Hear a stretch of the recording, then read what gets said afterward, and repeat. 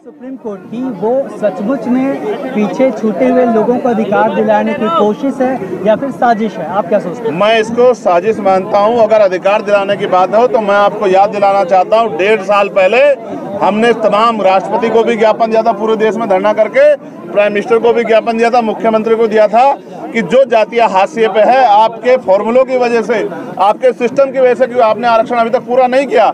भाई 15% आरक्षण schedule caste को है, 4 या 5% मिला है, 27% आरक्षण ओबीसी को है, 6 या 7% पूरा हुआ है क्लास 1 से लेकर क्लास 4 तक, और 7% करीब आरक्षण 7.5% आदिवासियों को, उसमें से 3 या 4% पूरा हुआ। आज तक आपने हमारे हकमारी को रोका ही नहीं, जो डकैती हमारे अधिकार है उसको आपने रोका नहीं। तो आपकी मनसा पे हमें शक है। हमें अपने भाइयों को अगर अधिकार मिलता है उसका कोई विरोध हम लोग नहीं करते। हम तो चाहते हैं कि हमारे भाइयों को अधिकार मिले और हमारी जो एकता है वो बनी रहे, लेकिन हम उनको सरकार की कठपुतली नहीं बनने देना चाहते। मैं अगर कोई टिप्पणी करता है कम पढ़े लिखे, काम नहीं करते, नौकरी करते, मैं इस बात को स्वीकार नहीं करता। हमारा समाज है, हमें उसका हाथ पकड़ के ऊपर उठाना है, हमें उनकी हिस्सेदारी का ध्यान रखना है, लेकिन हम अपने लोगों में बंटवारा नहीं होने देंगे। इस बात को भी सुनिश्चित करना, संकल्पित करना हमारी जिम्मेदारी है। आप एक मजबूत आवाज के रूप में उभरे हैं पार्लियामेंट के भीतर और तमाम मुद्दों पे आपने अपनी बात रखी। क्या बदला पिछली बार से इस बार? आप सब लोग गवाह हैं। आप बताओ, पार्लियामेंट में सबसे पहले सरकार को ललकारने काम चंद्रशेखर आजाद ने किया था, नहीं किया था? और क्यों किया था? क्योंकि हम सरकार से को समझते हैं, सरकार को जानते हैं। और आप ये बताओ, अगर ये विरोध नहीं होता तो ये 45 ज्वाइंट सेक्रेटरी सरकार बना रही थी, क्या ये बनते नहीं बनते? बताओ। पहले 63 बना रखे लेटर एंट्री के जरिए। मैं फिर कह रहा हूँ, आज समाज ललकार रहा है और उस दिन हमने ललकारा था, ये ललकार तब तक जारी रहेगी। क्या तो हमारी आवाज को कुचल दिया जाएगा या फिर हमारे लोगों को अधिकार मिलेंगे। हम बेवकूफ लोग नहीं हैं, हम बाबा साहब अम्बेडकर को मानने वाले लोग हैं। और सत्ता में बैठे लोगों को देखिए, किसी प्रदेश में लाठी नहीं लगी अभी।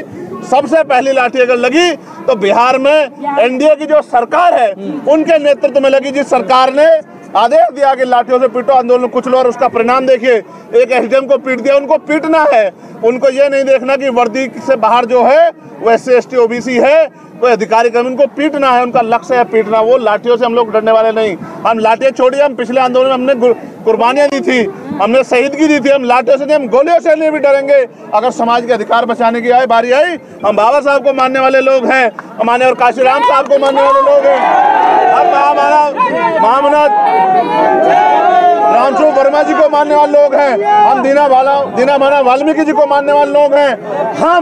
मैं आपको स्पष्ट कर दूं, लाठी क्या, गोली भी चल जाए, हमारे खून का कतरा भी बह जाए, हम अपने अधिकारों को इतनी आसानी से इन सरकारों को छीनने नहीं देंगे, लूटने नहीं देंगे।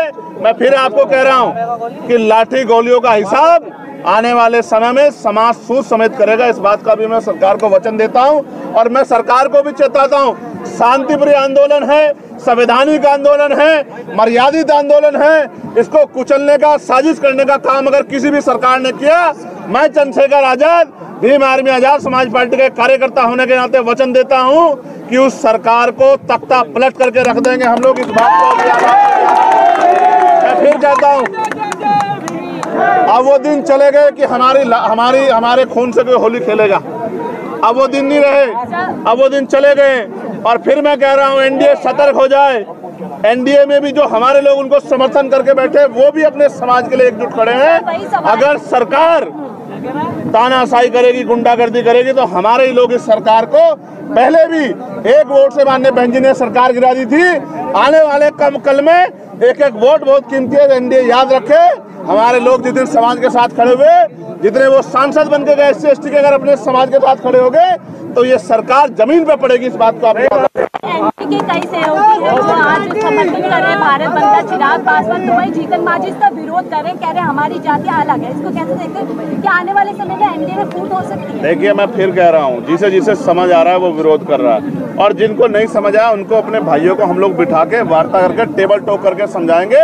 गोलमेज कॉन्फ्रेंस हुई थी या नहीं हुई थी? आंदोलन के बाद भी रास्ते होते हैं। हम अपनी एकता को टूट नहीं देंगे। जिनको चुनावी लाभ चाहिए हमारी एकता को अलग अलग करके, वो अलग लोग हैं।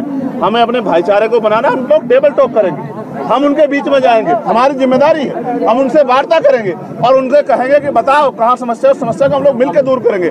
आप बताओ, अगर किसी के बड़े भाई को हक मिलेगा, क्या छोटा भाई विरोध करेगा? या किसी के छोटे भाई को हक मिलेगा, क्या बड़ा भाई विरोध करेगा? सवाल ये है, आप इसको इस तरह समझो 13 पॉइंट रोस्टर आया था, हम लोगों ने सामूहिक रूप से विरोध किया। क्यों किया?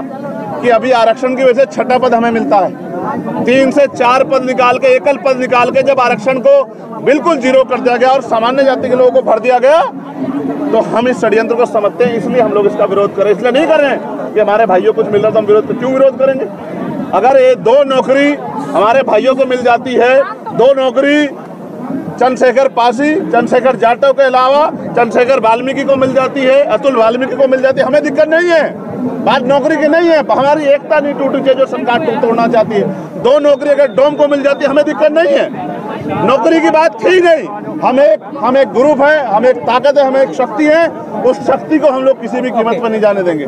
जो लोग संविधान लेके पूरे लोकसभा चुनाव में घूमते रहे हैं, 2 बड़े नेता, आज जब दलितों के भीतर एक सबसे बड़ा सवाल है ये रिजर्वेशन में क्लासिफिकेशन का, तब उन्होंने चुप्पी साध रखी है। समाज की आंखें है, समाज सब देखता है। समाज को किस तरीके से समझना चाहिए? देखो वो लड़ाई कुछ और थी। वो लड़ाई ये थी कि भारतीय जनता पार्टी को हटा के देश बचाना है। अब लड़ाई कुछ और है। आने वाले चुनाव में आपको सबको पता लग जाएगा कि समाज क्या सोचता है। समाज बहुत सारे लोगों के चेहरों से पहले ही उनके चेहरे बेनकाब हो चुके हैं, इसमें कोई छिपावा नहीं है। हमने डिमोशन जो हुआ वो भी देखा, हमने बहुत कुछ देखा। हमने ये सरकार भी देखी, इससे पिछली भी देखी, हमने सब कुछ देखा। लेकिन याद रखे, सरकार हम बच्चे नहीं हैं। ये जो पसीना बह रहा है, इसके जगह खून भी देना पड़ा अपने अधिकारों को बचाने के लिए तो देंगे। इन सरकारों को दिन में तारे दिखाने पड़े। मैं आपको फिर कह रहा हूँ, अशोक भाई, राहुल भाई, गजेंद्र भाई, अभी 11 सितंबर बाकी है। मेरी बात को आप याद रखना। एक दिन में अगर सरकार नहीं सुनेगी तो 11 सितंबर को सुनेगा। और मैं वचन दे कह रहा हूँ, जिस दिन पार्लियामेंट का सेशन आएगा, इतनी ताकत से हम लोग उतरेंगे कि सरकार को मजबूर कर देंगे कि संविधान के आरक्षण को संविधान की 9वीं सूची में डाला जाए और पूरा बैकलॉग भर के ये जो हमला हो रहा है, इस हमले को बंद किया जाए। आप लोग ध्यान रखना, मैंने सड़कों की लड़ाई छोड़ी नहीं है। आप जानते हैं मैंने सड़कों की लड़ाई नहीं छोड़ी है। मैं भले ही मेंबर ऑफ पार्लियामेंट हूं, मगर मैं अपने समाज के लिए सड़कों पे हूं, सड़कों पे था, सड़कों पे रहूंगा। लेकिन ये हमला अपने अधिकारों पे, समाज के अधिकारों पर बर्दाश्त नहीं किया जाएगा। आने वाले दिनों में तमाम राज्यों में चुनाव है, विधानसभा चुनाव। आजाद समाज पार्टी की भूमिका उन राज्यों में क्या कुछ होगी या फिर वो यूपी तक अभी सीमित रखेगी? आजाद समाज पार्टी हरियाणा का चुनाव भी लड़ेगी, आजाद समाज पार्टी उपचुनाव भी लड़ेगी, आजाद समाज पार्टी जम्मू कश्मीर का चुनाव भी लड़ रही है, आजाद समाज पार्टी महाराष्ट्र झारखंड में भी तैयार करी। आजाद समाज पार्टी भीम आर्मी की शक्ति को से आज कोई अनभिज्ञ नहीं है। आप ये जानते हैं, आजाद समाज पार्टी भीम आर्मी के लोगों ने मेहनत की। आपके बीच के लोग हैं, आपने देखा उनको संघर्ष करते, आपने उनको लाठी खाते देखा, गोली खाते देखा, जेल जाते देखा। आज ये जो बल पैदा हुआ है, आप बताओ 2017 से पहले भारत बंद होते क्या? ईमानदारी से हाथ रख के अपने दिल पे बताओ, ये बल कहाँ से पैदा हुआ है? ये संघर्ष से पैदा हुआ है।